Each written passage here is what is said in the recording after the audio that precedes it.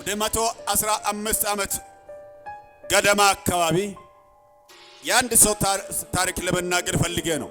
በደቡብ አካባቢ ወላይታ አሁን በአሁኑ ጊዜ የአፍሪካ ወንጌል አርበኛ የሚባሉ ወንጌል አርበኛ የሆኑ አባባ ዋንዳሮ የሚባሉ አባት ነበሩና ዛሬ 115 ወደ 120 ዓመት አካባቢ ገደማ አካባቢ ነው ወንጌል ቁጫ የሚባል አገር ላይ አገልግሎት ሲመጡ 4-5 ቀን እዛ አንድ ሳምንት ያህል ወንጌል ያገለገሉ እዛ ቆይቶ ተሸኝቶ ነው የመጡት። ተሸኝቶ ሲመጡ በጣም የሚገርም ነገር አንድ ኡማ ወንዝ የሚባል ነገር አለ። ኡማ ወንዝ የሚባል ኦሞ ወንዝ የሚባል የሆነ ዳውሮ አቃውርጦ የሚመጣ ደሜ ወንዝም አለ። እዛ ወደ ደሜ ወንዝም ሲደርሳቸው ዋ ሞልቷል። ወደ ማንቻ ጎገራ አካባቢ ነው ያ ወንዝ ያለው። ያ አካባቢ በስደት ጊዜ እኔም እዛ አካባቢ ኖር ያለው 1982 ዓመት አካባቢ ስደት ላይ እዛ በረሃ ውስጥ ኖረናል። ግን እኛ አባት በጣም የሚገርም ነገር እየመጡ ዋ ሞላና አሁን ቻው አባባ ብሎ ሰዎቹ እሳቸውን ሸኝቷል።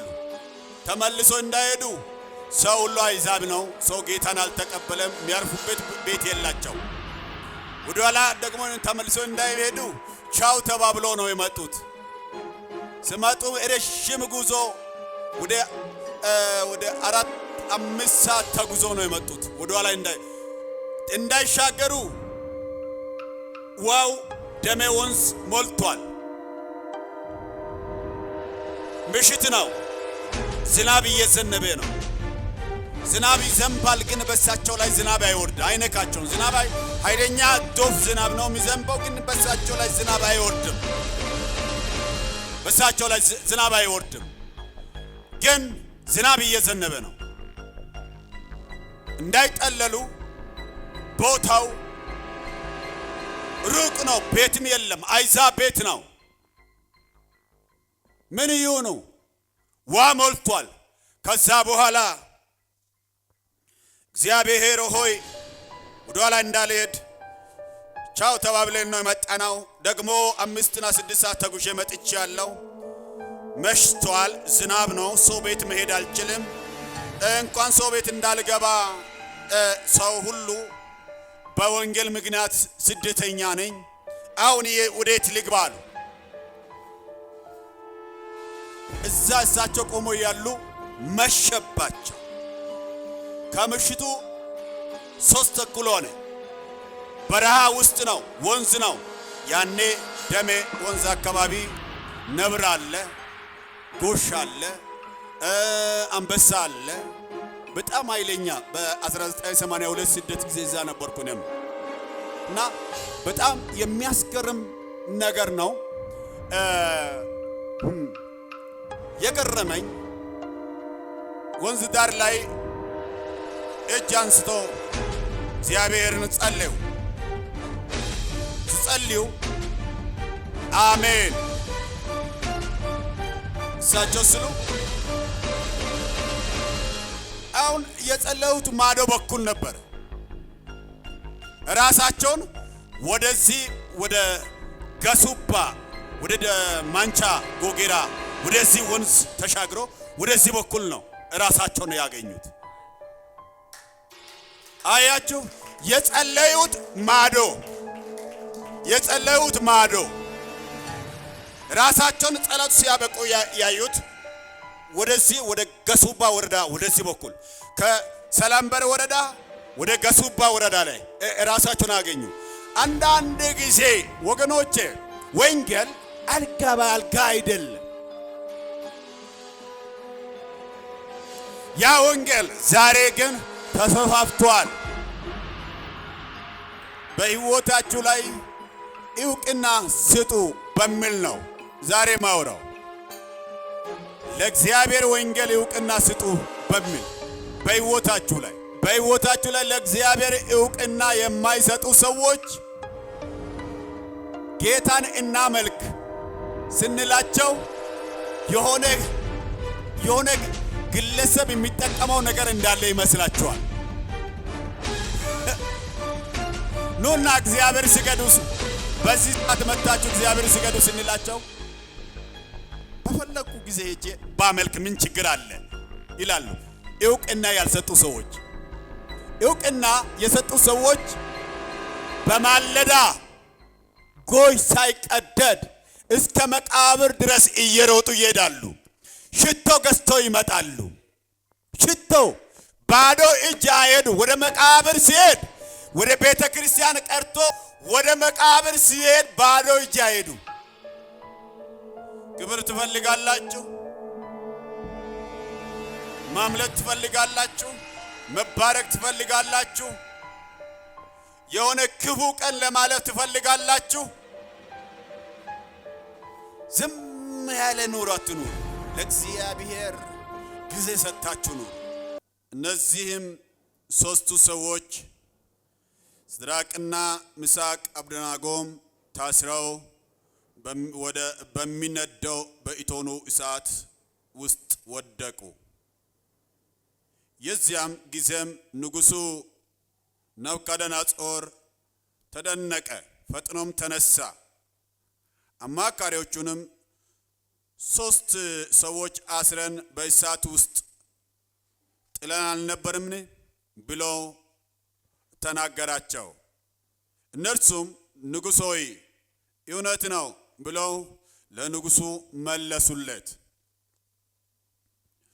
እርሱም እነሆ እኔ የተፈቱ በእሳቱም መካከል የሚመላለሱ 4 ሰዎች አያለው፣ ምንም አላቆሰላቸውም። የአራተኛው መልክ የአማልክት ልጅ ይመስላል ብሎ መለሰ። ቁጥር 26 ላይ ያለውን ቃል እናያለን። በዚያን ጊዜም ናቡከደነፆር ወደሚነዳው ወደ እሳት እቶን በር ቀርበው እናንተ የልዑል ባሪያዎች ሲድራቅና ሚሳቅ አብደናጎ ኑ ውጡ ብሎ ተናገራቸው። ሲድራቅና ሚሳቅ አብደናጎ ከእሳት መካከል ወጡ። መሳፍንቱና ሹማምንቶቹም አዛዦቹም የንጉሡ አማካሪዎቹም ተሰብስበው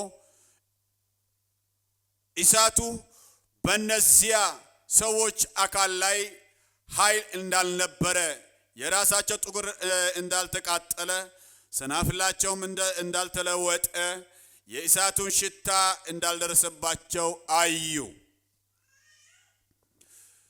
ናቡከደነፆር መልሶ መልአኩን የላከ ከአምላካቸው በቀር ማንም አምላክ እንዳያመልኩ ለእርሱም እንዳይሰግዱ ሰውነታቸውም አሳልፈው የሰጡትን የንጉሡን ቃል የተላለፉትን በእነርሱ የታመኑትን ባሪያዎች ያዳነ የሲድራቅና የሚሳቅ አብደናጎ አምላክ የተባረከ ይሆን አለ።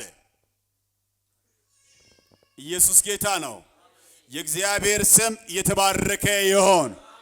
የእግዚአብሔር ስም የተባረከ ይሆን። የእግዚአብሔር ስም የተባረከ ይሆን።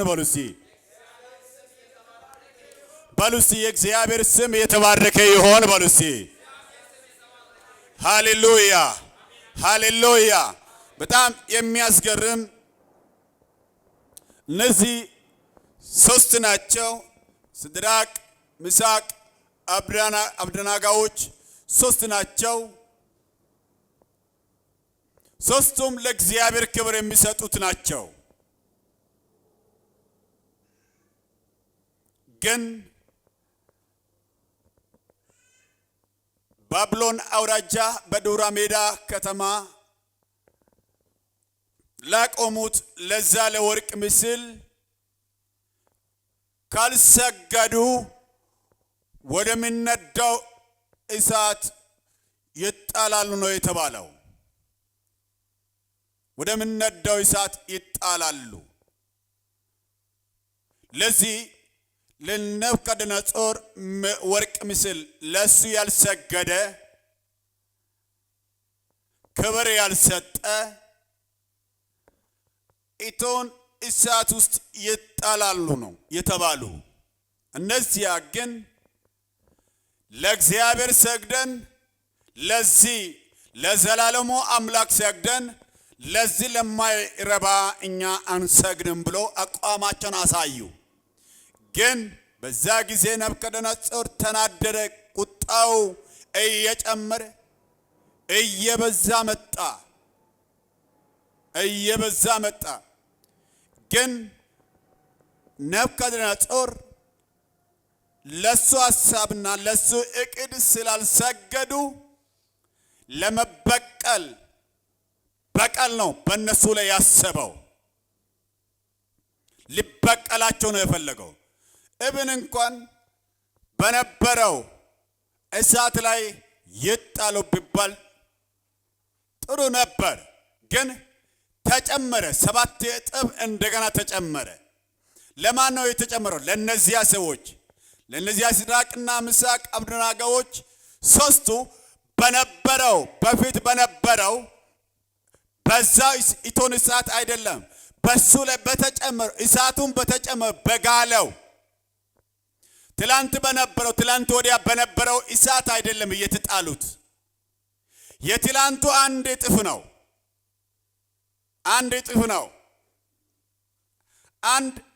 ነው። የመጀመሪያው አንድ እጥፍ ነው። ግን አሁን እነዚያ ሲድራቅና ሚሳቅ አብደናጎዎች እኛ እግዚአብሔርን እናከብራለን፣ ለእግዚአብሔር እንሰግዳለን ስላሉ ለእግዚአብሔር ክብር ስለሰጡ ለእግዚአብሔር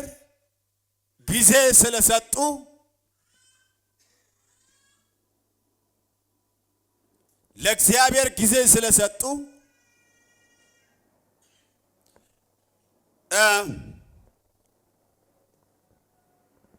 ለእግዚአብሔር ቅድሚያ ስለሰጡ ለእግዚአብሔር ዕውቅና ስለሰጡ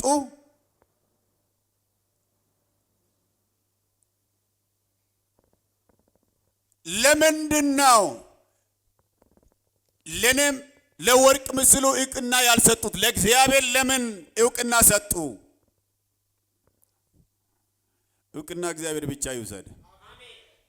ዕውቅና እግዚአብሔር ይውሰድ። ዕውቅና እግዚአብሔር ይውሰድ። እኔ የምለው በሕይወቴ ላይ ዕውቅና እግዚአብሔር ይውሰድ።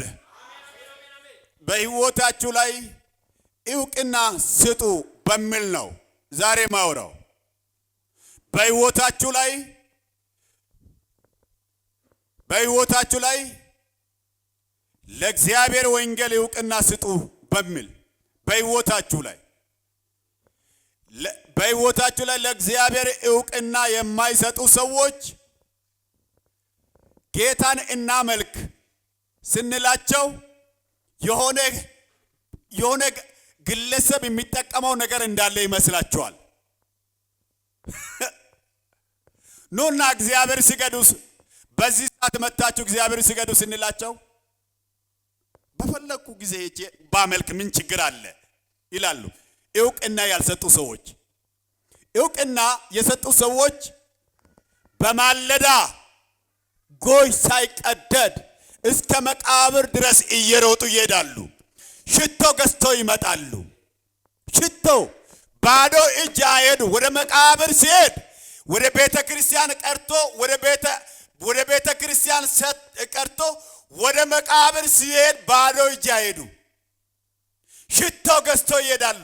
የኢየሱስ ውለታ የገባላቸው ሰዎች፣ የኢየሱስ ውለታ ያልገባቸው ሰዎች ኑና ጌታን አምልኩ ስንላቸው የሆነ ነገር ለበለጠ የሆነ ነገር የሚሰጣቸው ነገር ይመስላቸዋል። 2 ሰዓት 4 ሰዓት 1 ሰዓት ኑ ስንላቸው በፈለኩ ጊዜ አልመጣም ይላሉ።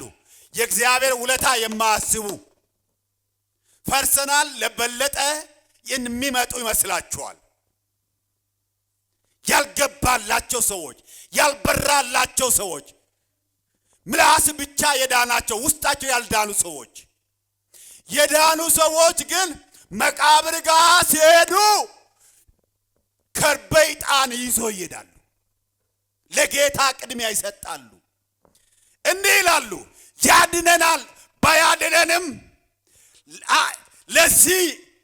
ለዚህ ጉዳይ እውቅና እንሰጥም ይላሉ። በሕይወታችሁ ላይ እውቅና ለኢየሱስ። ብዙ ጊዜ ሰዎች የማይባረኩ ሰዎች አምና በቦታ አቻምና በቦታ የሚኖሩበት ለምን እንደሆነ ታውቃላችሁ? ለእግዚአብሔር እውቅና ስለማይሰጡ ነው። እውቅና ማለት ምን ማለት ነው? ለእግዚአብሔር ጊዜ አይሰጡም፣ ለእግዚአብሔር ገንዘብ አይሰጡም፣ ለእግዚአብሔር ምስጋና አይሰጡም፣ ለእግዚአብሔር ሕይወታቸውን አይሰጡም። በቃ ሁሉ ነገር ይመስላችኋል እነሱ። ተሰማላችሁ? በሕይወታችሁ ዘመን እውቅና ለእግዚአብሔር ስጡ። አሜን በሏ። እውቅና ለእግዚአብሔር ስጡ።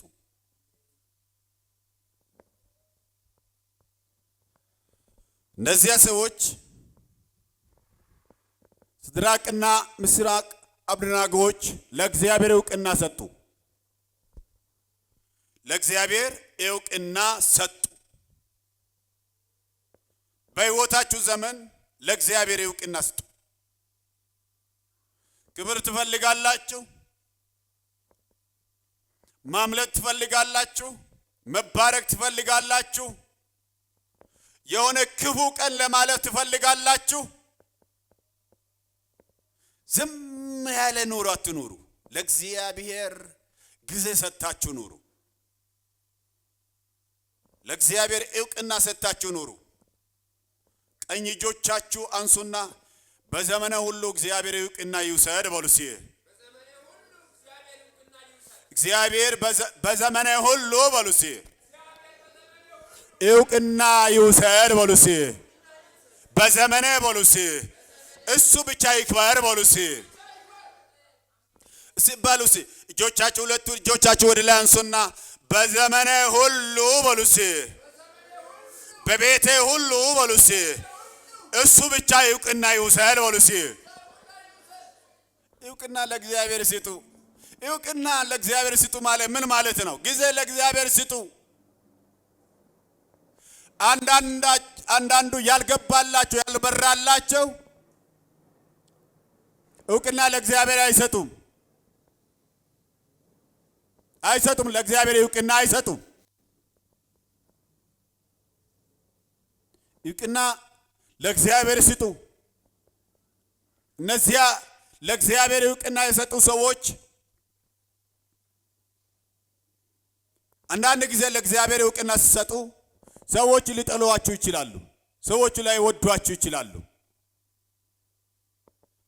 ላይመቻችሁ ይችላል።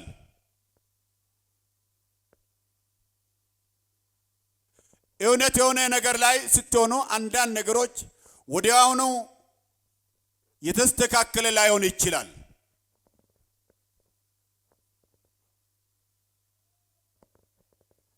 ለእግዚአብሔር እውቅና ስጡ። እነዚያ ሲድራቅና ሚሳቅ አብደናጎዎች እኛ ለአንድ እግዚአብሔር እውቅና ሰጥተናል፣ ለሌላ እውቅና አንሰጥም አሉ። ለአንድ አምላክ ለእግዚአብሔር ስግደት ሰጥተናል፣ ለሌላው ስግደት ሰጥተን አናውቅም አሉ። ለአንድ እግዚአብሔር ጊዜ ሰጥተናል፣ ለሌላ ነገር ግን ጊዜ አንሰጥም አሉ።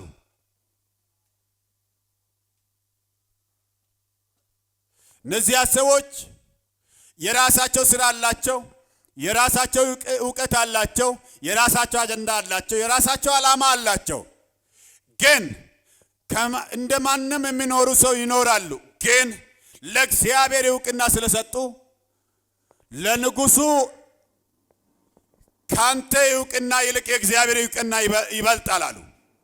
ወገኖቼ አንዳንድ ጊዜ ለመስሪያ ቤት አይደለም እውቅና የምትሰጡት፣ ለእግዚአብሔር እውቅና ስጡ። ለጓደኛ አይደለም እውቅና መስጠት ያለባችሁ። እሱ ሁለተኛ ደረጃ ሶስተኛ ደረጃ ላይ ያለው ነው። ለእግዚአብሔር እውቅና ስጡ። እነዚህ ሲድራቅና ሚሳቅ አብደናጎዎች ትላንት ወዲያ የነበረው እሳት አለ። ትላንትም የቀጠለ እሳት ነበር። ዛሬ ጠዋትም የነበረው እሳት ነበር። ግን በዛ እሳት ላይ አይደለም የተጣሉ። እሱ አንድ እጥፍ እሳት ነው።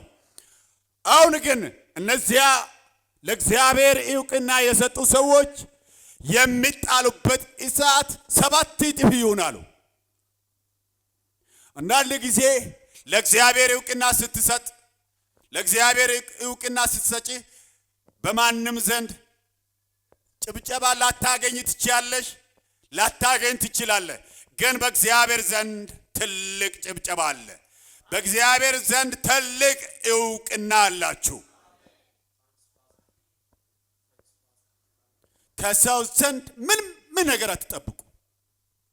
ግን በዘመናችሁ ሁሉ ለእግዚአብሔር ዕውቅና ስጡ። እነዚያ ሰዎች እኛ ለእግዚአብሔር ዕውቅና ሰጥተናል ብሎ አቋማቸውን አሳወቁ። ሲድራቅና ሚሳቅ አብደናጎዎች እናንተ አሁንም በባቢሎን አውራጃ በዱራ ከተማ ዱራ ሜዳ አደባባይ ላይ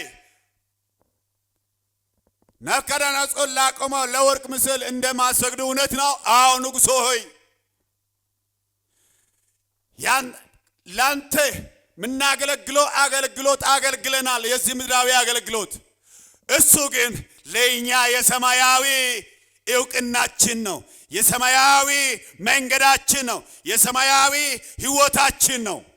ስለዚህ ለእግዚአብሔር ሰግደን አሁን ደግሞ ላንተ ለዚህ ለሚቀር ለወርቅ ምስል አንሰግድም አሉ። እውነት ነው? አዎ እውነት ነው አሉ። አሁን 7 እጥፍ እሳት ተጨምሮ ይነድና እንደገና በሱ ላይ ትጣላላችሁ። አዎ ንጉሥ ሆይ 1000 ዓመት ንገስ። አምላካችን አንተ ካነደርከው እሳት ያድነናል። ባያድነንም ግን አንተ ላቆምከው ለወርቅ ምስል እንደማንሰግድ እወቃሉ። አሳውቃችሁ ኑሩ። እጆቻችሁ አንሱና አሳውቄ እኖራለሁ በሉ እስኪ። አሳውቄ እኖራለሁ በሉ እስኪ። ጮክ ባለ ድምፅ አሳውቄ እኖራለሁ በሉ እስኪ። አሳውቃችሁ ስትኖሩ ልትራቡ ትችላላችሁ፣ ልትጠሙ ትችላላችሁ፣ ልትገፉ ትችላላችሁ፣ ብቸኛ ልትሆኑ ትችላላችሁ። ወንጌል አልጋ ባልጋ ሆኖ አልመጣም። ዛሬ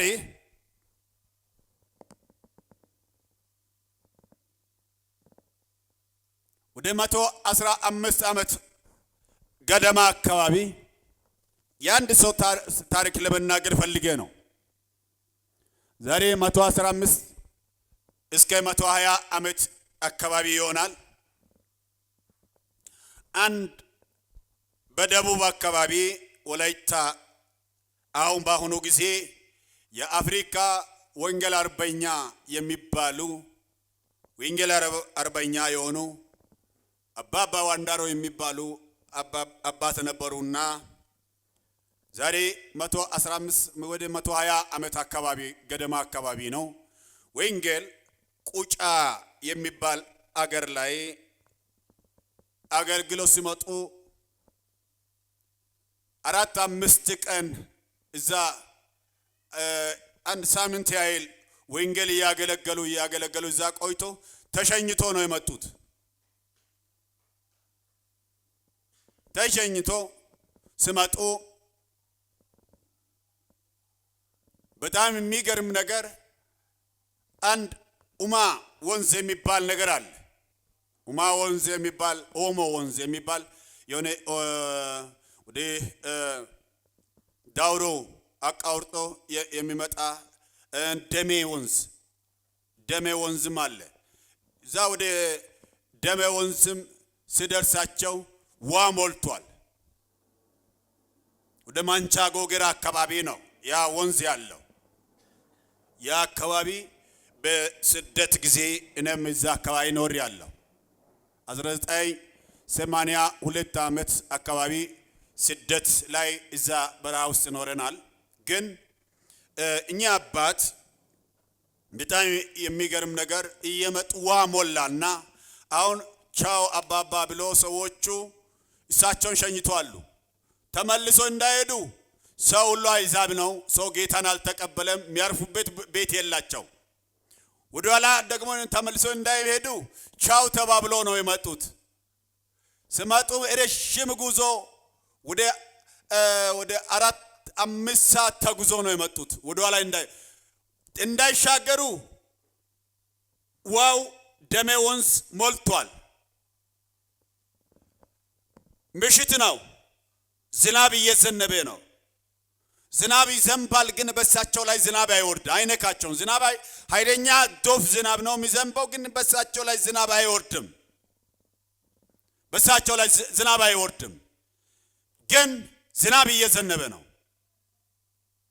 እንዳይጠለሉ ቦታው ሩቅ ነው። ቤትም የለም። አሕዛብ ቤት ነው። ምን ይሁኑ? ውሃ ሞልቷል። ከዛ በኋላ እግዚአብሔር ሆይ ወደ ኋላ እንዳልሄድ ቻው ተባብለን ነው የመጣነው። ደግሞ 5-6 ሰዓት ተጉዤ መጥቻለሁ። መሽቷል። ዝናብ ነው። ሰው ቤት መሄድ አልችልም። እንኳን ሰው ቤት እንዳልገባ ሰው ሁሉ በወንጌል ምክንያት ስደተኛ ነኝ። አሁን ወዴት ልግባ አሉ። እዛ እሳቸው ቆሞ ያሉ መሸባቸው። ከምሽቱ 3 ተኩል ሆነ። በረሃ ውስጥ ነው፣ ወንዝ ነው። ያኔ ደሜ ወንዝ አካባቢ ነብር አለ፣ ጎሽ አለ፣ አንበሳ አለ። በጣም ኃይለኛ በ1982 ስደት ጊዜ እዛ ነበርኩ እኔም እና በጣም የሚያስገርም ነገር ነው። የገረመኝ ወንዝ ዳር ላይ እጅ አንስቶ እግዚአብሔርን ጸለዩ። ሲጸልዩ አሜን እሳቸው ስሉ አሁን የጸለዩት ማዶ በኩል ነበር።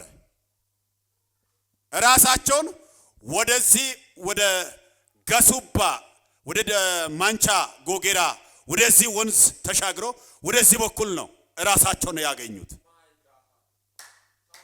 አያችሁ፣ የጸለዩት ማዶ ራሳቸውን ጸሎት ሲያበቁ ያዩት ወደዚህ ወደ ገሱባ ወረዳ ወደዚህ በኩል ከሰላምበር ወረዳ ወደ ገሱባ ወረዳ ላይ ራሳቸውን አገኙ። አንዳንድ ጊዜ ወገኖቼ ወንጌል አልጋ በአልጋ አይደለም።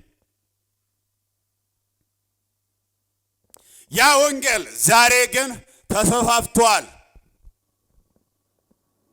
አባቶቻችን ዋጋ ከፍሎ እነዚህ ሲድራቅና ሚሳቅ አብደናጎች ዋጋ ከፍሎ አሉ። ትላንት በስቲያ ያለው የነበረው እሳት ላይ አይደለም የተጣሉት። ትላንት በስቲያ የነበረው አንድ እጥፍ እሳት ነው። ግን 7 እጥፍ የተደረገው ለነዚያ ለሶስቱ ሰዎች ነው። 7 እጥፍ የተደረገው 7 እጥፍ የተደረገው ለነዚያ ለሶስቱ ሰዎች ነው።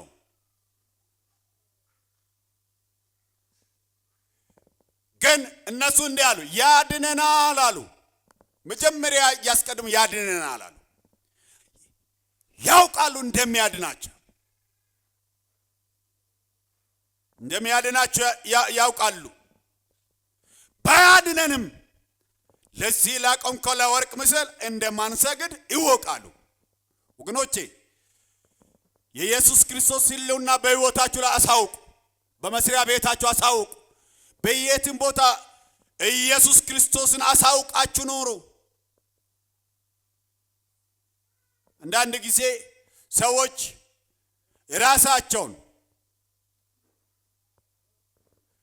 ራሳቸውን ለእግዚአብሔር ክብር ለእግዚአብሔር ወንጌል ቦታን ቅድሚያ አይሰጡም። ወገኖቼ እግዚአብሔር በሕይወታችሁ ላይ በዘመናችሁ ላይ ድንቅ ነገር ያድርግ ካላችሁ በሕይወታችሁ ዘመን ሁሉ እግዚአብሔርን አስከብሩ። እግዚአብሔርን አስከብሩ። እግዚአብሔርን ስታስከብሩ እግዚአብሔር በሕይወታችሁ ላይ የሚታይ ነገር ያደርጋል። የሚታይ ነገር እግዚአብሔርን አስከብሩ።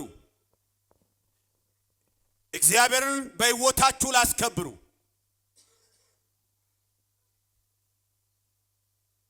ስትኖሩ፣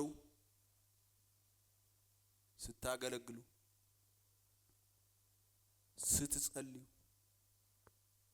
አስከብሩ።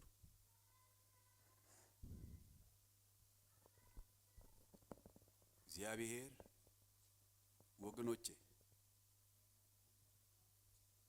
ዛሬ የሚያልፍ ብርና ወርቅ አትዩ።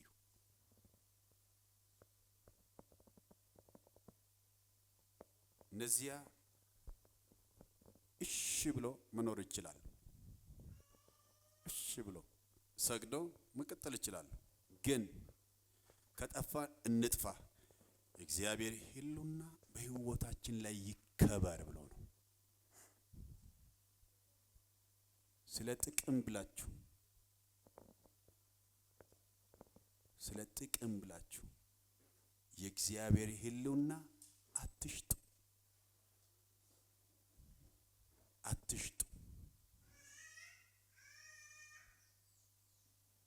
እስቲ ብድግ በሉ። እስቲ በእግሮቻችሁ ቁሙ። ቼካፖስ ትራዴሌ ሜክላማና ማስትራዳባስ ያር ኤልዶሎቦሮም ቀንጆቻችሁ አንሱና በሕይወቴ ላይ በሉሲ፣ በሕይወቴ ላይ በሉሲ የእግዚአብሔር ሐሳብ ብቻ ይፈጸማል በሉሲ፣ የእግዚአብሔር ሐሳብ ብቻ ይፈጸማል በሉሲ። አንሱ እጆቻችሁ። በሕይወቴ ዘመን ሁሉ በሉሲ የእግዚአብሔር ሐሳብ ይፈጸማል በሉሲ። ልጸልይና ወደ አምልኮ እንገባለን። ማይኤላ ባራዳ ላባራ ማስትሮዶቦስ ጄኤላ ባራዳ ግላማና ማስትራዲሊ በግላማና ማስ ጄኤላ ባራዳ ግላማና ማስ አስከብሩ። እግዚአብሔር ሆይ በሉሲ፣ እግዚአብሔር ሆይ በሉሲ፣ በሕይወቴ ላይ በሉሲ፣ በዘመኔ ላይ በሉሲ አንተ ብቻ ክበር በሉሲ፣ አንተ ብቻ ድመቅ በሉሲ፣ አንተ ብቻ ንገስ በሉሲ፣ ሌላ ነገር በሉሲ በሕይወቴ ላይ በሉሲ ቦታ አይስም በሉሲ፣ ቦታ አይስም በሉሲ፣ ቦታ አይስም በሉሲ። ኔካል አላቦስ ያድነናል። ባያድነንም ለዚህ ላቆምከው ለወርቅ ምስል እንደማንሰግድ እወቃሉ። አሳውቃችሁ ኖሩ። ለብዙዎች ላይ መች ይችላል። እንደፈለገ ለሚወጡስ፣ እንደፈለገ ለሚገቡት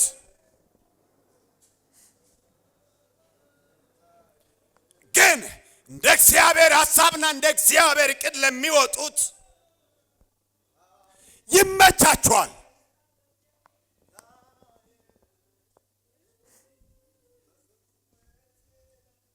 ያድነናል። ባያድነንም ለዚህ ላቆምከው ለወርቅ ምስል እንደማንሰግድ እወቃሉ። ክርስትናቸውን አሳወቁ፣ ሕይወታቸውን አሳወቁ፣ ላይፋቸውን አሳወቁ። ወገኖቼ ኢየሱስ መዝሙር አይደለም፣ ኢየሱስ ስብከት አይደለም፣ ኢየሱስ ጸሎት አይደለም። ኢየሱስ ሕይወት ነው። ኢየሱስ መንገድ ነው። ኢየሱስ እውነት ነው። ዮሐንስ ወንጌል 14:6 ላይ ኢየሱስ ሕይወት ነው። ኢየሱስ መንገድ ነው። ኢየሱስ ወገኖቼ መኪና አይደለም፣ ቤት አይደለም፣ ወርቅ አይደለም። ይሄ ሁሉ ተከትሎ ማቴዎስ ወንጌል 3:16 ላይ 33 ላይ አስቀድማችሁ የእግዚአብሔር መንግስትና ጽድቁን ፈልጉ ሌላ ሁሉ ይጨመርላችኋል ይላል። እነዚህ ሲድራቅና ሚሳቅ አብደናጎች ሌላ ተከትሎ የሚመጣና ሕይወት ይበልጣል አሉ። ወገኖቼ ህይወት ይበልጣል። ህይወት ይበልጣል ወልሴ ህይወት ይበልጣል ወልሴ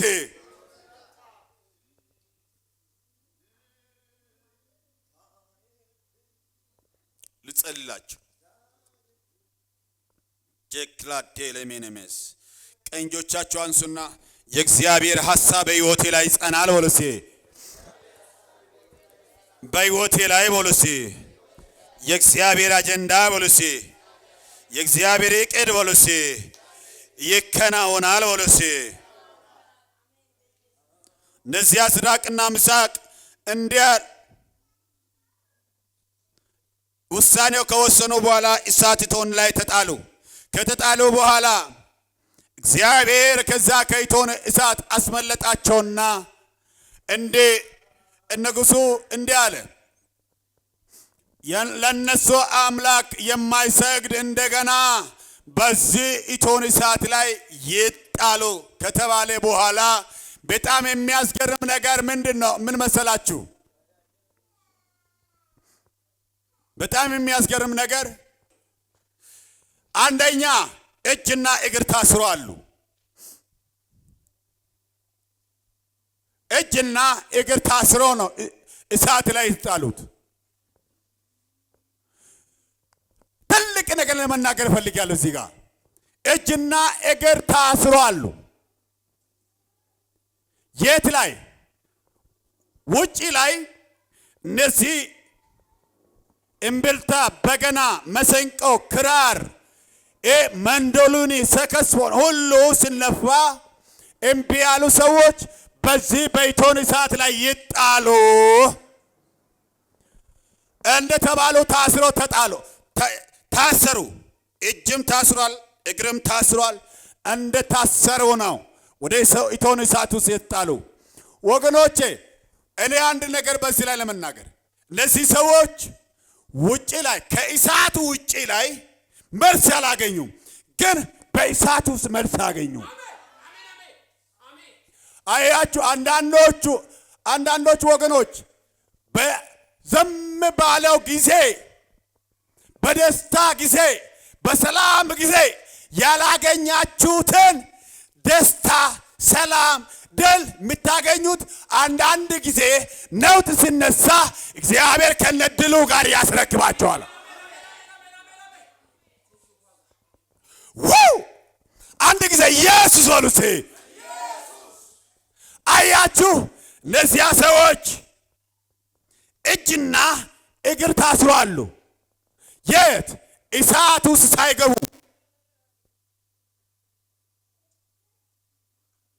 እሳት ውስጥ ሳይገቡ እጅና እግር ታስሯል። እሳት ውስጥ ሳይገቡ አንደኛ ትላንት አንድ እጥፍ ነበር። ትላንት በስተያም ትላንት ወዲያም አንድ እጥፍ ነበር። አሁን የዛሬው እሳት የተለየ ነው። ሲድራቅና ሚሳቅ አብደናጎ ሶስቱ የሚገቡበት እሳት ስለሆነ 7 እጥፍ ነው የተባለው። 7 እጥፍ ተጨምሮ ነው የተጣሉት። ግን እንዴት ሆኖ ነው የተጣሉት?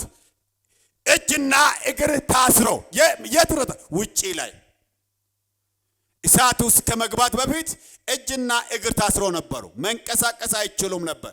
ሰዎቹ እጅና እግር አስሮ በምንድን ነው ያሰሩት?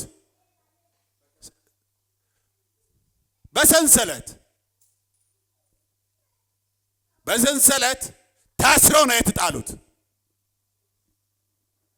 በውጪ ታስሯሉ። ግን ወደ እሳት ውስጥ በገቡ ጊዜ አያችሁ አንዳንድ መከራ የኛ ማንነታችን ለመስራት ነው። አንዳንድ ችግር ማንነታችን ሊቀርጽ ነው። በጣም የሚያስገርም ነገር በእሳት ውስጥ በውጪ ያላገኙት መልስ በእሳት ውስጥ ነው። እኔ ዛሬ ጸልላችኋለሁ በኢየሱስ ክርስቶስም እናንተ በዘመድ አካባቢ በቤተሰብ አካባቢ ከማንም ያላገኛችሁትን መልስ እግዚአብሔር ብቻችሁ ስትሆኑ እግዚአብሔር መልስ ይስጣችሁ። በጣም የሚያስገርም በውጪ ታስረው እሳቱ ውስጥ ተፈቱ። እሳቱ ግን ያደረገው የእጃቸው ሰንሰለት በላ፣ የእግሮቻቸው ሰንሰለት በላ። ይሄን የመሰከረው ማን ነው? አስጣዩ። አስጣዩ ራሱ ነው የመሰከረው። ፓስተሬና